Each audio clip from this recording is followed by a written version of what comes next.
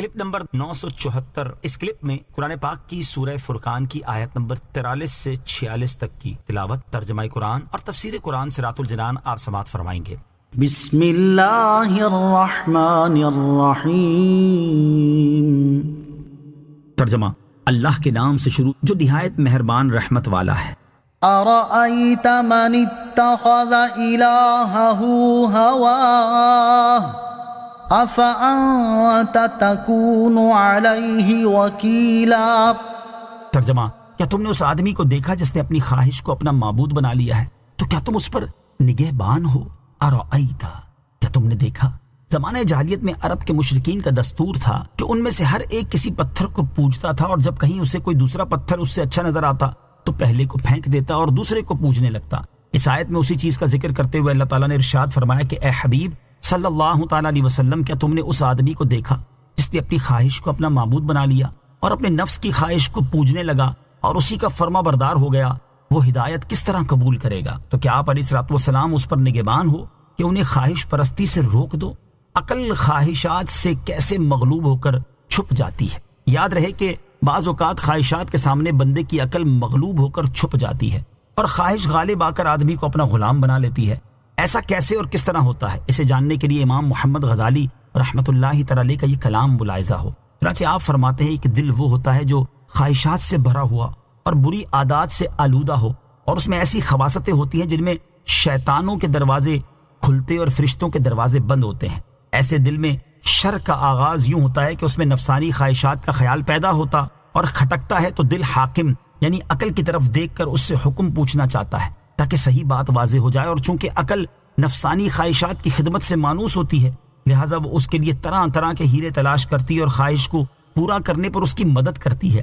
جب وہ دل کی مدد کرتی ہے تو سینہ خواہش کے ساتھ کھلتا ہے اور اس میں خواہش کا اندھیرا پھیلتا ہے، کیونکہ عقل کے لشکر اس کا مقابلہ کرنے سے رک جاتے ہیں اور خواہش پھیلنے کی وجہ سے شیطان کی سلطنت مضبوط ہو جاتی ہے، اور اس وقت وہ ظاہری زینت، دھوکہ اور جھوٹی تمناؤں کے ذریعے دل کی طرف متوجہ ہوتا ہے اور دھوکہ دینے کے لیے من گھڑت باتیں دل میں ڈالتا ہے، اور یوں ایمان کی حکومت کمزور پڑ جاتی ہے، یعنی وعدہ اور وعید پر یقین نہیں رہتا اور اخروی خوف کے یقین کا نور ٹھنڈا پڑ جاتا ہے، کیونکہ خواہش سے ایک سیاہ دھواں دل کی طرف اٹھتا ہے جو اس کے اطراف کو بھر دیتا ہے حتیٰ کہ اس کے انوار مٹ جاتے ہیں، اور اس وقت عقل اس آنکھ کی طرح ہوتی ہے جس کے پپوٹے دھوئیں سے بھر جائیں، اور اس وجہ سے بندہ دیکھنے پر قدرت نہیں رکھتا۔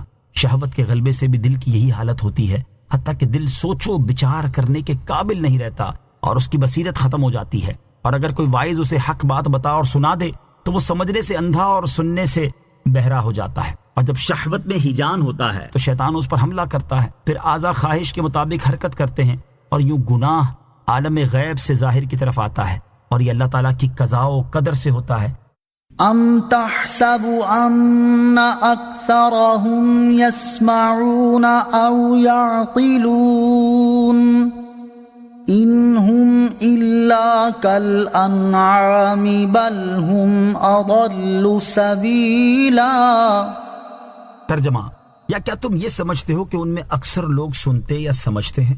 یہ تو صرف جانوروں کی طرح ہیں، بلکہ ان سے بھی بدتر گمراہ ہیں۔ ام تحسبوا، یا یہ سمجھتے ہو؟ ارشاد فرمایا کہ اے حبیب صلی اللہ تعالی علیہ وآلہ وسلم، وہ مشرکین اپنی شدت عناد کی وجہ سے نہ آپ علیہ الصلوۃ والسلام کی بات سنتے ہیں، نہ دلائل و براہین کو سمجھتے ہیں، بلکہ یہ بہرے اور ناسمجھ بنے ہوئے ہیں۔ یہ تو صرف جانوروں کی طرح ہیں، بلکہ ان سے بھی بدتر گمراہ ہیں، کیونکہ چوپائے بھی اپنے رب عز و جل کی تسبیح کرتے ہیں، اور جو انہیں کھانے کو دے اس کے فرما بردار رہتے ہیں، اور احسان کرنے والے کو پہچانتے اور تکلیف دینے والے سے گھبراتے ہیں، نفع دینے والی چیز کی طلب کرتے، نقصان دینے والی چیز سے بچتے، اور چراگاہوں کی راہیں جانتے ہیں۔ یہ کفار ان سے بھی بدتر ہیں کہ نہ اللہ تعالیٰ کی اطاعت کرتے ہیں، نہ اس کے احسان کو پہچانتے ہیں، نہ شیطان جیسے دشمن کی ضرر رسانی کو سمجھتے ہیں، نہ ثواب جیسی عظیم نفع والی چیز کے طالب ہیں، نہ عذاب جیسی سخت نقصان دہ اور ہلاکت میں مبتلا کرنے والی چیز سے بچتے ہیں۔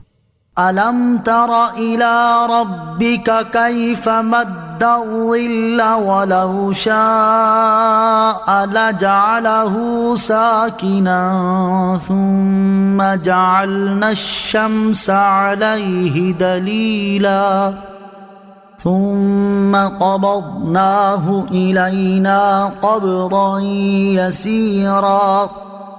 ترجمہ: اے حبیب، کیا تم نے اپنے رب کو نہ دیکھا کہ اس نے سائے کو کیسا دراز کیا، اور اگر وہ چاہتا تو اسے ٹھہرا ہوا بنا دیتا۔ پھر ہم نے سورج کو اس پر دلیل بنایا، پھر ہم نے آہستہ آہستہ اسے اپنی طرف سمیٹ لیا۔ الم تر الی ربک، اے محبوب، کیا تم نے اپنے رب کو نہ دیکھا؟ اس آیت اور اس کے بعد والی آیت کا خلاصہ یہ ہے کہ اے حبیب صلی اللہ تعالی علیہ وآلہ وسلم، کیا آپ نے اپنے رب عز و جل کو نہ دیکھا کہ اس کی صنعت و قدرت کیسی عجیب ہے؟ اس نے سائے کو صبح صادق طلوع ہونے کے بعد سے لے کر سورج طلوع ہونے تک کیسا دراز کیا کہ اس وقت ساری روئے زمین میں سایہ ہی سایہ ہوتا ہے، نہ دھوپ ہے نہ اندھیرا ہے۔ اور اگر اللہ تعالیٰ چاہتا تو سائے کو ایک ہی حالت پر ٹھہرا ہوا بنا دیتا کہ سورج طلوع ہونے سے بھی سایہ زائل نہ ہوتا۔ پھر ہم نے سورج کو سائے پر دلیل بنایا، کیونکہ اگر سورج نہ ہو تو سائے کا پتہ ہی نہ چلے۔ پھر ہم نے آہستہ آہستہ اسے اپنی طرف سمیٹ لیا کہ طلوع کے بعد سورج جتنا اونچا ہوتا گیا اتنا ہی سایہ سمٹتا گیا۔ اشیاء کی طبعی تاثیریں بھی اللہ تعالیٰ کی مشیت کے تابع ہیں۔ اس سے معلوم ہوا کہ اشیاء کی طبعی تاثیریں بھی اللہ تعالیٰ کی مشیت کے تابع ہیں۔ آگ کا جلانا، پانی کا پیاس بجھانا، ثقیل بدن کا سایہ بننا، سورج کا سایہ اٹھا دینا، سب اللہ تعالیٰ کی مشیت سے ہے۔ اگر اللہ عز و جل چاہے تو یہ تاثیریں ختم ہو جائیں۔ صلو علی الحبیب صلی اللہ تعالی علی محمد صلی اللہ تعالی علیہ وسلم۔ مجھے اپنی اور ساری دنیا کی لوگوں کی اصلاح کی کوشش کرنی ہے انشاءاللہ عز و جل۔